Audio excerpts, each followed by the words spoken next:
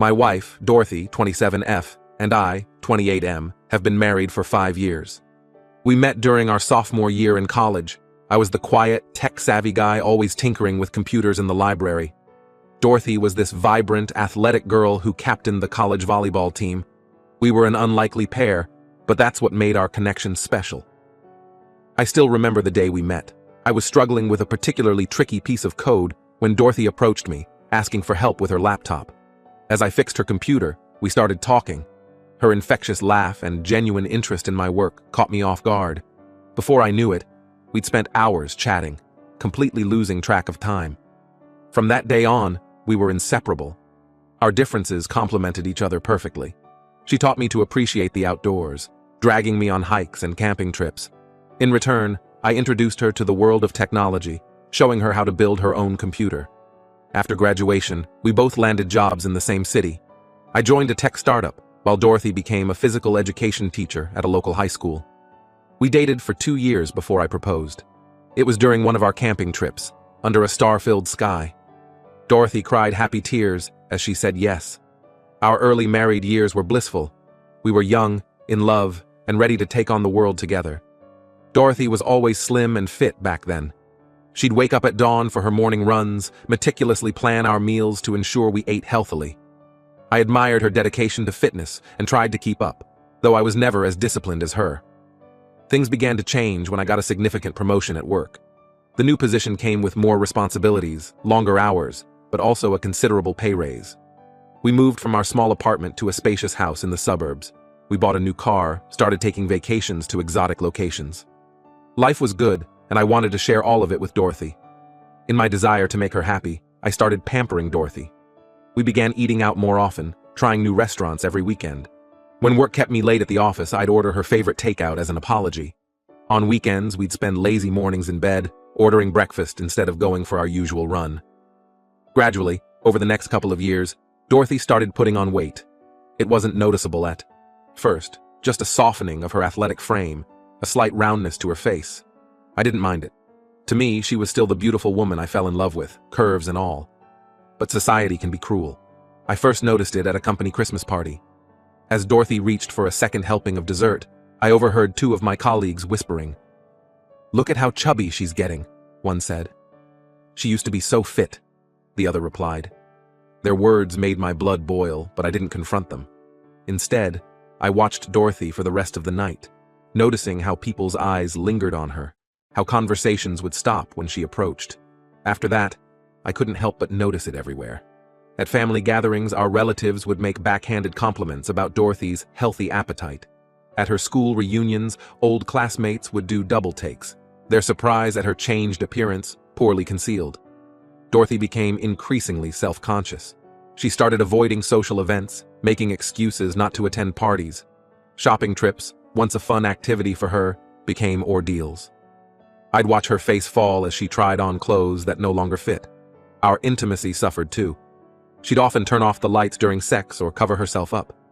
I tried to reassure her, to tell her how beautiful she was to me, but I could see she was struggling. The turning point came after a disastrous beach vacation. Dorothy had been dreading it for weeks, knowing she'd have to wear a swimsuit. On our first day there, as we walked along the beach, a group of teenagers snickered as we passed. I pretended not to hear their cruel comments, but I saw the tears in Dorothy's eyes. That night, she cried in my arms, saying she didn't recognize herself anymore. A week after we returned home, Dorothy announced she was joining a local gym. I was supportive of her decision. If it made her feel better about herself, I was all for it. She started going to the gym regularly, sometimes even twice a day. I was proud of her dedication and determination. At first, things seemed to be improving. Dorothy was more cheerful, more confident. She'd come home from the gym with a smile on her face, talking excitedly about her workout routines and the progress she was making. I was happy to see her happy, even if I missed our lazy weekend mornings and dinner dates. But then, something changed. Dorothy started spending more and more time at the gym. She'd go early in the morning before work and then again in the evening. On weekends, she'd be there for hours. When I suggested we go out for dinner or catch a movie, she'd say she couldn't miss her workout. I started to feel a disconnect growing between us. Dorothy was becoming distant, always on her phone, smiling at texts. When I'd ask who she was talking to, she'd brush it off, saying it was just gym friends discussing workout plans. I tried to ignore the nagging feeling in my gut, telling myself I was being paranoid. Last month, everything came crashing down. I had gone to see a movie with some work colleagues. As we were leaving the theater, I saw Dorothy coming out of another screen. She was with a guy I recognized as one of the trainers from her gym. They were holding hands, laughing intimately. When Dorothy saw me, the color drained from her face. The trainer quickly let go of her hand and walked away. I was stunned. I couldn't believe what I was seeing. Dorothy tried to explain, saying they had just bumped into each other at the theater, but I knew better. The way they were behaving, it was clear this wasn't a chance encounter. I didn't confront her then and there. I was too shocked, too hurt. We went home in silence. Over the next few days, I started noticing things I had overlooked before. How she'd always position her phone away from me when texting, how she'd take calls in another room, how she'd get defensive if I asked about her day at the gym. Being a computer expert, I knew my way around technology. I hate to admit it, but I snooped. I checked her phone when she was in the shower, looked through her laptop. What I found broke my heart. Hidden folders with intimate pictures, explicit text conversations with the trainer. It was clear they had been having an affair for months. When I confronted Dorothy with the evidence, she broke down. She cried, saying she was swept away by emotions and circumstances. She begged for forgiveness, promised to end things with the trainer, swore it would never happen again. But all I could think about was the betrayal, the lies, the months of deception. I couldn't stay in that house anymore. I packed a bag and left, went to my brother's place. That's where I am now, trying to figure out what to do next. My whole world has been turned upside down. The woman I loved, the one I thought I knew, has become a stranger to me. I don't know if I can ever trust her again. The image of her with that trainer keeps playing in my mind. How do I move forward from this? Is there any coming back from such a betrayal? I'm lost, hurt, and angry. Any advice would be appreciated. Update. It's been a week since, nephew, how I'd been so good with them. But instead of it being a sweet observation, she turned it into something cruel. She told the trainer that it was such a waste because I'd never be man enough to father my own children. Reading those words felt like a physical blow. After a lot of soul-searching and discussions with William and Rosie, I've decided to file for divorce. It's not a decision I've made lightly, but I feel it's the right one for me. I can't see a future where I'm not constantly second-guessing Dorothy's every move, wondering if she's being truthful. Yesterday, I contacted a lawyer recommended by a friend from work. His name is Michael, and he specializes in divorce cases. We're going to meet next week to discuss the process and what I need to do next. The thought of ending my marriage is terrifying, but the thought of staying in a relationship built on lies is even worse. I haven't told Dorothy about my decision yet. I know I need to, but I'm dreading her reaction. Part of me is angry enough to want her to hurt the way I'm hurting, but another part still cares about her well-being, despite everything. This morning I woke up to a disturbing message from Dorothy. She said that if I go through with the divorce, she'll kill herself. She claims she can't live without me, that she'll do anything to make things right. I'm scared and conflicted. I don't want to be responsible for her harming herself, but I also can't let this threat control my decisions. The message brought back memories of our college days. There was a time when Dorothy struggled with depression during our junior year. The pressure of maintaining her grades while being the star of the volleyball team had become too much. I remember staying up nights with her, holding her as she cried, helping her through panic attacks. We got through it together, and I thought it had made our relationship stronger. Now, I can't help but wonder if she's using that past vulnerability to manipulate me. I'm not sure what to do now. Should I tell someone about her threat? Should I respond? Ignore it? I feel like I'm being manipulated, but I'm also genuinely worried about her state of mind. This whole situation is so messed up. A month ago, I thought I was in a happy marriage. Now, I'm hiding out at my brother's place, planning a divorce, and worried my wife might hurt herself. How did things go so wrong so fast? I could use some advice on how to handle this suicide threat. Has anyone been in a similar situation? How do I protect myself legally while also ensuring Dorothy's safety? I'm feeling overwhelmed and out of my depth here. Thank you all again for your support. It means more than you know. Update. It's been a year since my last update. and I wanted to share what's happened since then. It's been a long, painful journey, but I'm finally starting to see the light at the end of the tunnel. First, I want to address the immediate aftermath of my last post. Many of you advised me to take Dorothy's suicide threat seriously, and you were right. I ended up contacting her parents and letting them know about the situation. They were shocked by the news of her affair, but grateful that I informed them about her mental state. Talking to Dorothy's parents was one of the hardest things I've ever had to do. I've known them for years, spent holidays at their home, helped them move into their retirement condo. They were like second parents to me. Breaking the news about their daughter's affair and mental state felt like betraying them somehow, but I knew it was necessary. Unfortunately, things took a turn for the worse. A few days after I told her parents, Dorothy did attempt suicide. She was rushed to the ER and thankfully survived. It was a traumatic experience for everyone involved. I felt guilty, even though I knew rationally that her actions weren't my fault. I remember getting the call from Dorothy's mother, her voice shaking as she told me what had happened. I rushed to the hospital, my heart pounding. Seeing Dorothy lying in that hospital bed, pale and fragile, brought back memories of our life together. Our first date, our wedding day, all the happy times we'd shared. For a moment, I almost wavered in my decision to divorce.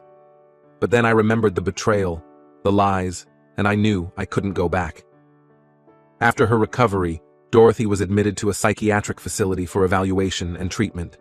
It became clear that she was dealing with severe depression and other mental health issues that had gone undiagnosed for years. While I was relieved she was getting help, it also made me realize how little I truly knew about the woman I had married. The divorce process began amidst all this chaos. It was far from smooth. Dorothy's family, initially sympathetic to my situation, turned hostile. They blamed me for her mental breakdown, accused me of abandoning her when she needed me most. The pressure was intense. I remember one particularly nasty confrontation with Dorothy's brother. He cornered me outside my office one day, hurling accusations and threats. He said I had promised to love Dorothy in sickness and in health, and that I was breaking my vows by leaving her now. It took everything in me not to lose my temper. I had to remind myself that he was speaking from a place of pain and worry for his sister. Over the next few months, Dorothy made 2 more suicide attempts. Each time, I got frantic calls from her family, guilt-tripping me into reconsidering the divorce. It was emotionally exhausting. I was torn between my decision to leave a toxic relationship and the fear that my actions might lead to tragedy. My brother William and his wife Rosie were my rocks during this time. They stood by me, reminding me that I wasn't responsible for Dorothy's actions.